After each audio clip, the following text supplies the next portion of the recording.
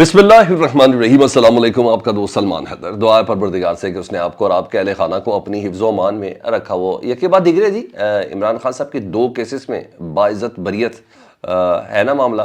और ये मामला क्यों होना शुरू हो गया, इससे मुतालिक मैं आपको बताऊंगा ये किस मौक़िफ़ की नरमी और किसकी जानिब से ये इशारा है कि सर इस तरह चलेंगे तो इस तरह ज़रूर होगा। बाइज़्ज़त बरियत का मतलब है कि हमने मुकदमा ही झूठा बनाया। हमने इतने अरसे से जो ट्रायल चलाया वो तमाम का तमाम बिल्कुल गलत था, लुग़्व था। इस पर आपका केस बनता ही नहीं है।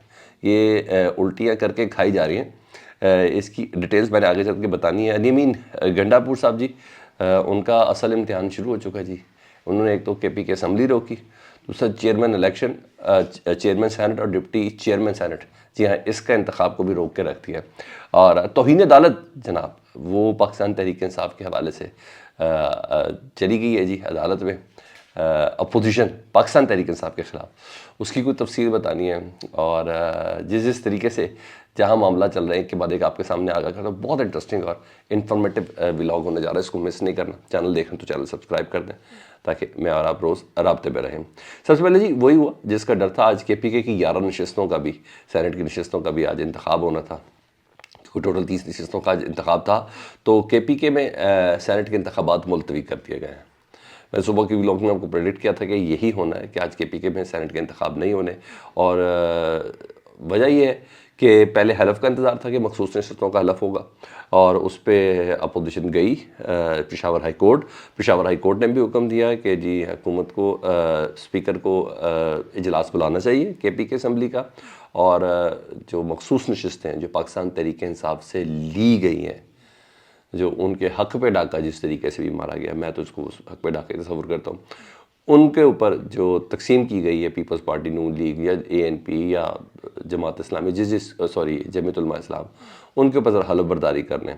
तो मगर वहाँ KPK की जो हुकूमत स्पीकर उन्होंने इजलास नहीं बुलाया ताकि हलफ बर्दारी ना हो। तो चीफ इलेक्शन कमीशनर की सरबराही में आज 5 रुकनी एक कमीशन था, उसने आज बाकायदा फ़ैसला जारी कर दिया और उन्होंने कहा कि आइन के आर्टिकल 218/3 और इलेक्शन एक्ट के तहत इंतखाबात मुलतवी किए जाते हैं। KPK में सेनेट के इंतखाबात मुलतवी किए जाते हैं और KPK असम्बली के 9 मुंतखब अरकान से हलफ ना लेने पर यह फ़ैसला किया गया है। ठीक है जी। और जब तक 9 मुंतखब अरकान से हलफ नहीं उठाया जाता है, इंतखाब नहीं होगा, और फ़ौरन जो अपोजिशन जितनी भी साइज़ में है तो वो फ़ौरन पहुंची है जी पेशावर हाई कोर्ट, और उन्होंने पाकिस्तान तहरीक इंसाफ की ख़िलाफ़ दरख्वास्त दायर की है तौहीन अदालत की। ठीक है कि सर आपके हुक्म की तकमील नहीं हो रही, इसलिए तौहीन अदालत किया जाए। अच्छा, वैसे माजी में ये नहीं है अदालत फ़ैसला कर लेगी सब कुछ हो जाएगा। वैसे माजी में अब तो PDM 2 है ना, जब PDM 1 की हुकूमत थी ना, तो बदियाल साहब बहुत से अहकामात देते थे, इलेक्शन के बारे से अहकामात देते थे। तो उस वक्त ये कहा जाता था कि एक्ट ऑफ पार्लियामेंट है, इसलिए अदालत के दायरे इख्तियार में नहीं आता, यही कहा जाता था। और मगर अब ये स्पीकर के ख़िलाफ़ ही चले गए, और देखें क्या फ़ैसला होता है। याद तो आता होगा पिछला वक्त, क्योंकि कल भी मैं बड़ा मज़ेदार चीज़ें सुन रहा था कि वो 6 जजेस के ख़त के ऊपर जो बाकायदा तौर पर एक बेंच तश्कील दे दिया गया ना, तो उस पर जितनी भी नून लीग थी ना, स्पेशली अतातारड पाकिस्तान के वज़ीर इत्तलात जो हैं, वो कहते हैं कि ये एक्ट ऑफ पार्लियामेंट है, ये अब मसला सब जुडिस है, यानी अदालतों के अंदर ज़ेर बहस है, इसलिए इस पर बात करना भी मुनासिब नहीं है। भाई पहले भी तो जो उमर अता बंदियाल साहब जब केसेस और बेंचेस का फ़ैसला कर रहे होते थे, जब केसेस चल रहे होते थे, तो पार्लियामेंट के अंदर आप लोग क्या करते थे? याद है वो पंजों के ऊपर खड़े हो के बड़ी बड़ी तकरीरें शहबाज शरीफ साहब की प्रेशराइज़ करने के लिए सुप्रीम कोर्ट को, बिलावल भुट्टो जरदारी साहब की, आसिफ अली जरदारी साहब की। तो एक दिन तो काजी फायज़ ईसा साहब को पार्लियामेंट के अंदर ले आए थे। वो मामला सब्सिडाइज नहीं था। अच्छा, वो जो एक अदद धरना ही सुप्रीम कोर्ट के बाहर दे दिया था, अंदर सुप्रीम कोर्ट के जजेस मौजूद हैं फैसले के दौरान, तो उस वक्त मामला सब्सिडाइज नहीं था। जी हाँ, तो जब जहाँ जिसको जितना अपने हिस्से के हिसाब से सूट करता है ना, वो ये सब कर रहे हैं। तो बहरहाल जो नज़र वो ये आ रहा है कि अली अमीन गंडापुर डट गए, और वो कहते हैं कि मैं वाज़ह करता चलूँ کہ ہم لڑیں گے اور آخری حد تک لڑیں گے، ان غیر قانونی مخصوص نشستوں والوں کو حلف نہیں اٹھانے دیں گے، اور یہ پوزیشن انہوں نے بہت اسٹرانگ لی ہے، اور اسی پوزیشن کی بنا پر جو گنڈاپور صاحب نے لی ہے، نہ ہی اب چیئرمین سینٹ کا انتخاب ہو سکتا اور نہ ہی اب ڈپٹی چیئرمین کا انتخاب ہو سکتا ہے۔ یہ الیکٹورل کالج ہی مکمل نہیں ہے، جب تک تمام کے حلف نہیں ہوں گے تب تک یہ نہیں ہوگا۔ اب دیکھیں کس حد تک جاتے ہیں، بات تو ضد میں ہے اگر یہاں ہے، شکر ہے یہاں کہیں اسٹیبلشمنٹ سے لڑائی والا معاملہ نہیں ہے اس پہ، اسی لیے وہاں دوسری طرف معاملات کسی دوسرے طریقے سے چل رہے ہیں، کیونکہ جہاں جس کو جتنی طاقت کا استعمال کرنا ہے نا وہ ادھر استعمال کر رہا ہے، جہاں جس کا پلڑا بھاری ہے وہ اپنا پلڑے کو استعمال کر رہا ہے۔ یہی ہوا آج نیشنل اسمبلی میں، اسپیکر ہیں ایاز صادق صاحب، انہوں نے عمر ایوب صاحب کو قائد حزب اختلاف جو ہے اس کا نوٹیفیکیشن جاری کر دیا ہے۔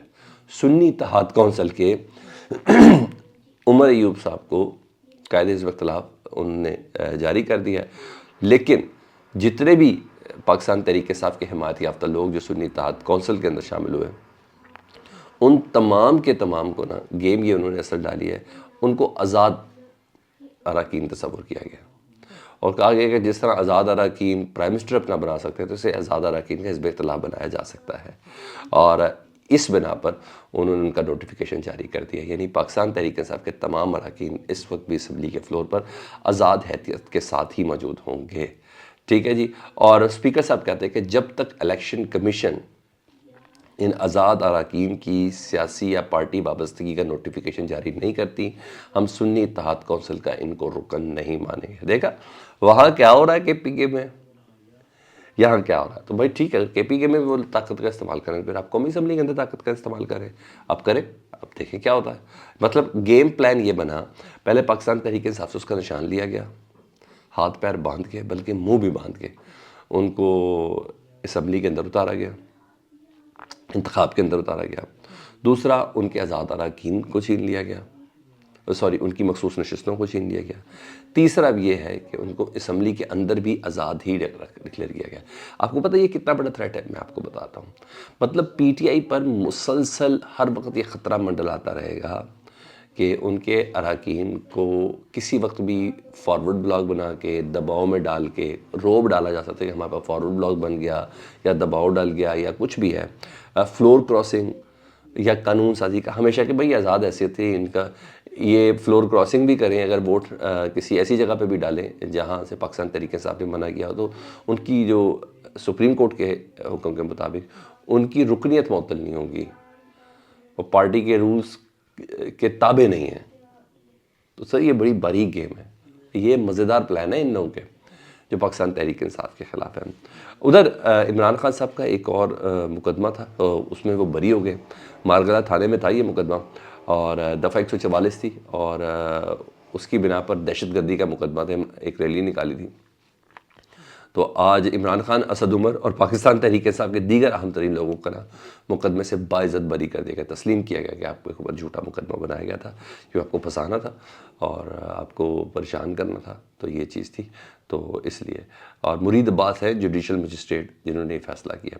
مجھے یہ لگتا ہے، میرا اپنا ویسے تھوڑا آئیڈیا ہے اسٹیبلشمنٹ کے، یہ باقی چیزیں حکومتی اور سیاسی چل رہی ہیں، دوسری طرف اسٹیبلشمنٹ والے معاملہ چل رہے ہیں۔ مجھے لگتا ہے یہ تھوڑی بہت جو تبدیلی ہوئی ہے نا بیرسٹر گوہر صاحب کی شکل میں، شیر افضل مروت صاحب کی شکل میں، جو نیریٹو میں تھوڑی ہلکا پن آیا ہے، اور ٹکراؤ والے معاملے میں تھوڑی ذرا کمی آئی ہے، یہ اس کے ثمرات ہیں، مجھے ایسا لگتا ہے۔ کیونکہ بشرا بی بی کا جو بیان تھا پیشی کے دوران، جس پہ انہوں نے ذمہ داروں کا تعین کیا اور پھر army chief, D G, I S I, ان سب کا نام لے کے کہا، اور پھر اس کو بھی بڑے ہی زبردست طریقے سے پاکستان تحریک انصاف نے تھوڑا گولائی میں کاٹا کہ نہیں، ان لوگوں کی ذمہ داری بنتی ہے کہ یہ سیکیورٹی فراہم کریں، جب حکومت یا یہ جو پی ڈی ایم ہے جب اس حد تک یہ تمام معاملات کر رہی، عمران خان صاحب کی جان کو خطرہ ہے۔ جس طریقے سے وہ کیا گیا نا، موقف بھی ہلکا کیا گیا باقاعدہ طور پر، مطلب بتایا جا رہا ہے اسٹیبلشمنٹ کی طرف سے کہ اچھے بچوں کی طرح رہیں گے تو آپ کو ریلیف بھی ملتا رہے گا، مجھے یہ لگتا ہے۔ باقی آپ مجھے کمنٹ سیکشن میں ضرور بتائیے گا۔ ہاں سیفر میں اس وقت دلائل جاری ہیں، وہ جیسے کنکلوڈ ہوتے ہیں پھر آپ سے بات کرتا ہوں۔ اپنا بہت زیادہ خیال رکھیں۔ اللہم صلی علی محمد و آل محمد۔